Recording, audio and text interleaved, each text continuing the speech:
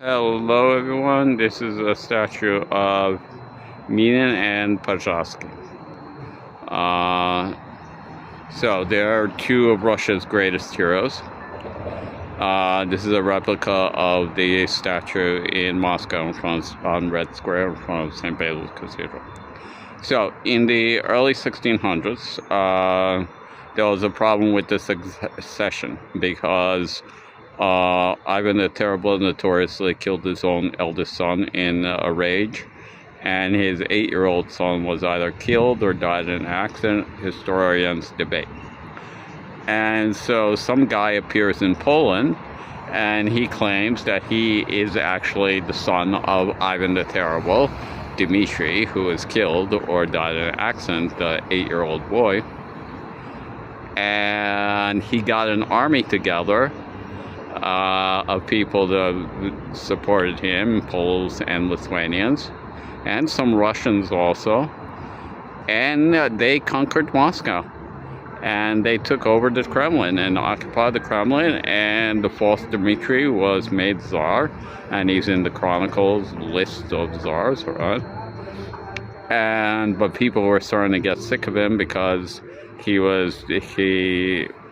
he had all Polish habits and everything, and he wouldn't cross himself like Russians do or go to Salt or stuff like that. So he didn't seem Russian at all.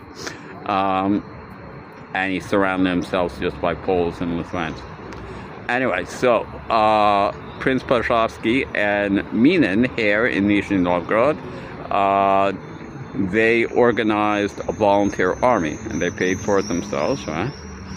And they defeated the Poles and Lithuanians and liberated Moscow and liberated the Kremlin. And then, the people killed the false Dmitri. They burned his body, and they put the ashes in a cannon and shot him back to Poland. So, yeah, these are like two of Russia's greatest heroes. They organized a volunteer army to liberate Moscow from the Poles and the Lithuanians. And they're from Nizhny Novgorod, right? And so they're Nizhny Novgorod's biggest heroes also.